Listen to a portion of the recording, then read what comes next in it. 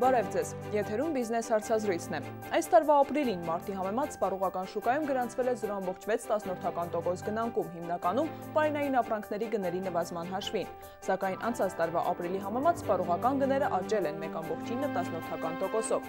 Այսօր Հայաստանում գնաճային միջավայրը կվերլուծենք ու կանխատեսումներ կանենք տնտեսական զարգացման և հետազոտությունների կենտրոնի փորձագետ Ելենա Մանուկյանի հետ։ Բարև ձեզ, Տիկին Մանուկյան։ Տիկին Մանուկյան, որքանով է շոշափելի այս 0.6% գնանկումը Հայաստանի սպառողական շուկայի ընդհանուր գնաճային միջավայրի տեսակետից։ Ապրիլին տեղի ունեցած փաստորեն գնանկումը տարվա կտրվածքով հունվար-ապրիլ փաստորեն գնային զարգացումների վրա հանգեցրեց նրան, որ 3% գնաճ տեղի ունեցավ, այսինքն դա նշանակում է, որ 2012 թվականի հունվար-ապրիլ կտրվածքով գների միջին մակարդակը մոտ 3%-ով գերազանցել է նախորդ տարվա փաստորեն գների միջին մակարդակը, բայց ընդհանուր առմամբ դա թույլատրելի միջակայքում է։ Մյուս կողմից, եթե մենք փաստորեն այս տարվա ապրիլի ցուցանիշը համեմատենք անցած տարվա ապրիլի ցուցանիշին, կտեսնենք, որ ինքնին մոտ 2% գնաճ արձանագրվել է, սա նույնպես մտահոգիչ չի։ Փաստորեն, եթե անդրադառնամ նրան, որ դուք ասացիք ապրիլին տեղի ունեցել 0.6% գնանկում, ապա ասեմ, որ իրոք այն տեղի ունեցել պարենային ապրանքների գների իջեցման պատճառով եւ մեծ դեր այստեղ ունի բանջարեղեն կարտոֆիլ խումբը, փաստորեն մոտ 7% գների իջեցում է տեղի ունեցել, բայց մյուս կողմից դա սովորական բնական սեզոնային գների իջեցում է, ըստի այստեղ տեղի ունենում այն, ինչը սովորաբար բնականon տեղի ունենում մեր տնտեսության համար, այսինքն եթե ամփոփենք, ապա ստացվում է, որ ընդհանուր գնաճային իրավիճակը թույլատրելի միջակայքում է եւ ընդհանուր գնային զարգացումները լարված չեն։ Տիկին Մանուկյան, իսկ որոնք են Հայաստանում գնաճը պայմանավորող հիմնական գործոնները եւ ինչպես են միջազգային գները ազդում Հայաստանում գնաճի վրա։ Փաստորեն, եթե այդպիսի գործոններ առանձնացնենք, ապա առաջինը կառանձնացնենք փոխարժեքը եւ մյուս կողմից կառանձնացնենք գնաճի ներմուծումը։ Փաստորեն, որպես գնաճի ներմուծում արժի խոսել հետևյալից։ Փաստորեն, մենք մեծ քանակությամբ նավթամթերք օգտագործող երկիր ենք, որը հիմնականում ներմուծում ենք, ուստի ստացվում է, որ միջազգային շուկաներում նավթամթերքի գնային զարգացումները բնականաբար մեզ վրա ազդում են։ Երկրորդը, մենք պատմականորեն մեծ քանակությամբ հացամթերք սպառող երկիր ենք, իսկ Հայաստանը փաստորեն ինքնաբավ չէ այդ ցուցանիշի իմաստով, ուստի մենք դարձյալ մեծ քանակությամբ հացահատիկ ներմուծող երկիր ենք, փաստորեն ստացվում է, որ համաշխարհային շուկաներում հացահատիկի գնային զարգացումները նույնպես մեր վրա ազդում են։ Ու փաստորեն չմոռանանք նաև, որ մենք պղինձ, մոլիբդեն, այդ կարգի հիմնական մետաղներ արտահանող երկիր ենք, ուստի ստացվում է, որ այս պարագայում նույնպես հիմնական մետաղների զարգացումները միջազգային շուկաներում, ինչպես նաև թանկարժեք մետաղների զարգացումները միջազգային շուկաներում մեզ համար առավել քան կարևոր են, քանի որ դրանից է վերջին հաշվով ձևավորվում մեր արտահանման եկամուտների որոշ կարևոր մասը։ Իսկ ինչպիսի իրավիճակ է այսօր միջազգային շուկաներում եւ ինչ միտումներ կան։ Հիմա փաստորեն տեսեք, եթե խոսենք 4 թվերով, օրինակ վերցնենք համաշխարհային բանկի վերջին տեղեկատվությունը, ապա ենթադրենք ապրիլի դրությամբ մենք տեսնում ենք, որ ինչ վերաբերվում է չմշակված նավթին, ինչ վերաբերվում է գազին, գազ խոսենք ենթադրենք ռուսական գազից, ապա ապրիլը մարտի նկատմամբ գները իջել են։ Նախորդ տարվա ապրիլի նկատմամբ փաստորեն նավթամթերքի գները նույնպես իջել են, իսկ գազի գները ավելի բարձր են։ Մյուս կողմից, եթե մենք խոսանք ենթադրենք հացահատիկից, հացահատիկը ունի ստաբիլ փաստորեն գների իջեցման միտում շուկայում, դա փաստորեն երկու գործոնները ի օգուտ Հայաստանի են, մյուս կողմից ենթադրենք մենք ունենք պղինձ, վերցնենք այդ ֆիքսենք պղինձը մեր համար իրոք կարևոր է։ Պղինձի փաստորեն արտահանում, պղինձի գների զարգացումները եթե նայենք, հունվարից մինչև մարտ գները ունեին աճի միտում, հիմա ապրիլին մարտի նկատմամբ փոքրիկ անկում տեղի ունեցել, բայց ընդհանուր առմամբ ես կուզենայի, որ մենք հասկանանք հետևյալը։ Փաստորեն, ինչ վերաբերվում է հիմնական մետաղներին եւ թանկարժեք մետաղներին, այստեղ իրավիճակը կառավարվում է եւ կախված է նրանից, թե հիմնական ֆինանսատնտեսական ճգնաժամը, որը մենք ունեցել ենք, փաստորեն որքանով է գլոբալ տնտեսությունը վերականգնվում այդ ճգնաժամից հետո։ Օրինակի համար հիմա մենք ունենք այնպիսի միտումներ, որ հիմնական խաղացողները այս դաշտում, այսինքն հիմնական արդյունաբերական պահանջարկ ներկայացողներ, օրինակ Չինաստանը, այդտեղ աճը իր թափը հավաքում է, ուստի իրանք ներկայացնում են արդեն մեծածավալ պահանջարկ հիմնական մետաղների նկատմամբ, այսինքն սիտուացիան այդտեղ ի օգուտ Հայաստանի է գալիս։ Իսկ ինչ վերաբերում է թանկարժեք մետաղներին, ապա այստեղ նույնպես ենթադրենք կոմպլեքս պետք է մտածել, օրինակ զուտ ոսկու գների եւ արծաթի գների աճը, եթե ինքը ենթադրենք չի ուղեկցվում հիմնական մետաղների գների աճով, ապա դա նույնիսկ օրինակ իմ պատկերացմամբ լավ չէ, որովհետեւ եթե փաստորեն ընդհանուր տնտեսական գործակալները չեն հավատում տնտեսության վերականգնմանը, իրանք այդ ժամանակ են հակված ավելի շուտ ներդնել ոսկու եւ արծաթի մեջ որպես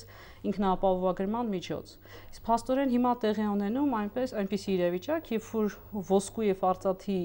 գների նկատմամբ աժիոտաժ չկա, ընդհանրապես ամիս կա մի քիչ բարձրացել է, ամիս կա մի քիչ իջել է, ընդհանուր սիտուացիան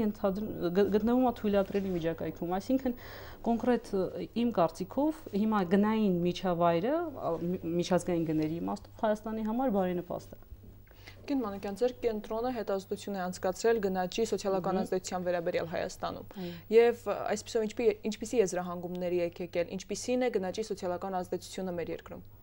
Փաստորեն կենտրոնը մի քանի հետազոտություններ է արել եւ այդ հետազոտությունները ուղղված էին հիմնականում նրանք, թե բնակչության տարբեր խմբերի համար, օրինակ հարուստ խմբի եւ աղքատ խմբի համար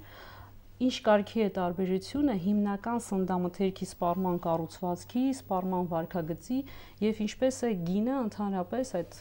հիմնական սննդամթերքի գինը ինչպես է ազդում պահանջարկի ձևավորմանը այդ երկու խմբերից։ Հիմա մենք եկել ենք հետեւյալ եզրակացության, այսինքն վերլուծությունների արդյունքում ստացել ենք հետեւյալ արդյունքները, որ հարուստ խավը որոշ սննդամթերքների գծով սպառումը իր մի քանի անգամ գերազանցում է աղքատ խավին, մասնավորապես եթե մենք վերցնենք մսամթերքը, նույն ցուցանիշը մենք ունենք մրգի վերաբերյալ, նույն ցուցանիշը ունենք բանջարեղենի վերաբերյալ։ Սա ենթադրենք ինչ-որ չափով նաև հասկանալի է։ Ուղղակի այստեղ հարցը նրանում է, որ սպառման կառուցվածքը խիստ էապես տարբերվում է եւ եթե կան նույնիսկ ընդհանուր եզրեր, օրինակ զուտ ազգային մենտալիտետից ելնելով հացամթերքի սպառումը այդ երկու խմբերում գրեթե նույնն է։ Ապա ընդհանուր առմամբ, այսինքն վատ միտումը այստեղ որն էր, որ աղքատ խմբում սպառումը գտնվում է նորմայից ցածր, հարուստ խմբում գտնվում է նորմայից բարձր։ Այսինքն այս պարագայում ստացվում է, որ գնաճը տարբեր ձևերով անդրադառնում այդ երկու խմբերի վրա, այսինքն մեկ միավոր գնի փոփոխությունը այդ երկու խմբերում էապես տարբեր է, այսինքն գնաճի ազդեցությունը համասեռ չի։ Ինչ մեխանիզմով է ազդում գնաճը այդ խմբերի վրա։ Փաստորեն, այստեղ երևի թե տեղին է հիշել տնտեսական մոդելավորումից կլասիկ համարվող սպառողի ռացիոնալ վարքագծի խնդիրը։ Փաստորեն սպառողը ունենալով ենթարենք իրեն հայտնի են շուկայում եղած գները, ինքը առաջնորդվում է այն բյուջեով, որը ինքը պատրաստ է հատկացնել տվյալ ենթարենք հավաքածուի ձեռքբերմանը, ինքը որոշում է կայացնում շուկայում։ Հիմա եկեք ցույց իրավիճակը պատկերացնենք, ենթարենք գները աճում են, հապա որպեսզի նախկին հավաքածուն կո համար լինի մատչելի, ուրեմն ինչ է պետք անել։ Պետք է բյուջեն, որը հատկացվել է սպառմանը, մեծացվի, այսինքն ինչի հաշվին պիտի մեծացվի, երևի պետք է գոյություն ունենա ռեզերվ այդ բյուջեն մեծացնելու հաշվին։ Հիմա փաստորեն դրանք խնայողություններն են, խնայողությունների իջեցման հաշվին գուցե դրամական փոխանցումներ դրսից։ Հիմա եթե այդ գործոնը չկա, ռեզերվը փոքր է, կարելի է նաև անել փոխարինում մեկ ապրանքը մյուսով։ Օրինակի համար առավել որակյալ ապրանքները փոխարինել ավելի ցածր արժեքով, ենթադրենք ցածր օրակով, ենթադրենք առավել արժեքավորը եւ այլն։ Փորձել փոխարինում անել։ Փոխարինումը ուղղակի նույնպես գոյություն, նույնպես ունի իր սահմանափակ ռեզերվը եւ փաստորեն հաջորդ երրորդ ձևը, որը մենք կարող ենք այստեղ դիտարկել, դա եթե տեղի ունենա փաստորեն սպառման կառուցվածքում փոփոխություն եւ սպառման կրճատում։ Հիմա փաստորեն այստեղ խոսքը գնում է այդ երկու ձևերի, փաստորեն սպառման կրճատման, խնայողությունների կրճատման եւ փոխարինման, այո, էֆեկտի մասին։ Այսպեսով գնաճը հանգեցնում է կամ սպառման կրճատման կամ խնայողությունների կրճատման կամ էլ հանգեցնում է փոխարինման էֆեկտի։ Իսկ ըստ առանձին խմբերի առանձնահատկությունները գնաճի սոցիալական ազդեցության որոնք են։ Հիմա մենք եկանք հետեւյալ եզրակացության, փաստորեն գնաճը բոլոր խմբերի վրա էլ ազդում է։ Ուղղակի հարուստ խավի մոտ հնարավորություն կա փաստորեն այդ եկամտի առաջացած դեֆիցիտը, այսինքն բյուջեն իր մեծացնելու փաստացի ստացումը, որ իրենք ծախսում են ավելի շատ, այսինքն նախկին հավաքածուն կամ ենթադրենք նախկին սպառման մակարդակը իրենց համար մաչելի է։ Ինչը տեղ ունենում աղքատների համար, իրանք փաստորեն ստիպված են սպառումը կրճատել։ Ու տեսեք ինչ է տեղի ունենում։ Փաստորեն ստացվում է եկամտի ավելացման ռեզերվ իրենք չունեն կամ ինքը շատ ցածր է, փոխարինել արդեն փոխարինման այդ ռեզերվը նույնպես ցածր է, որովհետև արդեն իսկ որակյալ ապրանքներ չեն սպառում եւ այլն, ռեզերվը շատ չնչին է։ Եվ այս պարագայում տեղի է ունենում սպառման կրճատում, որը փաստորեն նշանակում է սպառման ֆիզիկական ծավալների կրճատում։ Այսինքն իսկ նորմայից ցածր է եւ ավելի է։ Այսինքն իրոք որտեղ իրոք պետք է շեշտը դնել, որ եթե խոսքը գնում է այն խմբի համար, ում սպառումը իրոք նորմայից ցածր էր եւ այնտեղ տեղի ունենում ֆիզիկական ծավալների կրճատում, ուստի այս երևույթը իրոք մտահոգիչ է, առավել քան մտահոգիչ։ Տիկին Մանուկյան, փաստորեն այս հետազոտությունը վերաբերում էր 2009-2010 թվականներին։ Իսկ ինչ սպասումներ կան 2012 թվականից այս սոցիալական ազդեցության տեսակետից։ Հիմա քանի որ մենք խոսում ենք ընդհանրապես ձեր այդ սպառումից, հա, սպառողի վարքագծից եւ գնաճից, այստեղ ինձ թվում է տեղին է հիշել մեկ այլ փաստորեն տնտեսական մոդելավորումից դրվագ։ Փաստորեն շատ հայտնի հավասարում է, կոչվում է Սլուցկու հավասարում։ Այդ Սլուցկու հավասարումը փաստորեն գնահատում է, թե ընդհանուր գնաճի պարագայում ինչպիսին է պահանջարկի վրա վերջնական ազդեցությունը, այսինքն համաձայն այդ հավասարման ինքը բաժանվում է երկու էֆեկտի՝ եկամտի էֆեկտ եւ փոխարինման էֆեկտ։ Այսինքն հիմա ինչի մասին որ խոսել ենք, ըստ էության դա ենք խոսում եւ փաստորեն այդ հավասարման համաձայն, եթե կա գնաճ եւ եթե մենք փորձում ենք մաչելի դարձնել մեր համար մեր նախկին հավաքածուն կամ նախկին սպառման մակարդակ, ուրեմն եկամուտը պետք է հատուցվի։ Հիմա եկամուտի հատուցման տակ տվյալ դեպքում իմաստ ունի խոսել տնտեսական աճի գործոնից, իմաստ ունի խոսել դրամական փոխանցումներից։ Հիմա որպեսզի ձեր հարցին պատասխանեմ, եկեք հետեւյալը քննարկենք։ Փաստորեն ստացվում է ինչպիսին է հեռանկարը 2012 թվականի տնտեսական աճի համար Հայաստանում։ Եթե այդ գործոնը կա, եթե այդ գործոնը ակտիվանում է, ուրեմն շանս կա, որ ինքը կաշխատի։ Իրոք, եթե մենք վերցնենք օրինակ կառավարության բյուջետային վերցում, ապա կառավարությունը նախատեսում է 4,2% տնտեսական աճ։ Եթե վերցնենք ապրիլի դրությամբ 2012-ի արժույթի միջազգային հիմնադրամի կողմից թողարկված հաշվետվությունը, հեռանկարը, ինքը Հայաստանի աճը գնահատում է 3,8%։ Ասիական զարգացման բանկը նույնպես ապրիլին հետազոտության արդյունքում ասում է 3,8, այսինքն մեր հեռանկարը 3,8-ից 4,2։ Հիմա հաշվի առնելով, որ այս գործոնը տնտեսական աճին 2009-ից չէր գործում, 2010-ին դեռ թույլ էր, 2011-ին ակտիվանում է, ուստի արդեն նախադրյալ կա, որ ինքը աշխատում է։ Հիմա փաստորեն տնտեսական աճի գործոնը քննարկեցինք։ Հաջորդ գործոնը դրամական փոխանցումների հոսքի գործոնի վերականգնումը։ Փաստորեն եթե գլոբալ տնտեսությունը վերականգնվում է, եթե վերականգնվում են մեր գործընկեր երկրների աճը, տնտեսությունը, ինչը փաստորեն մենք հիմա արդեն կարող ենք արձանագրել, ուստի լուրջ հիմքեր կան սպասելու, ակնկալելու, որ դրամական փոխանցումների հոսքը կավելանա։ Մյուս կողմից փաստորեն մեր հաջորդ ուժեղ կողմը դա հիմնական մետաղների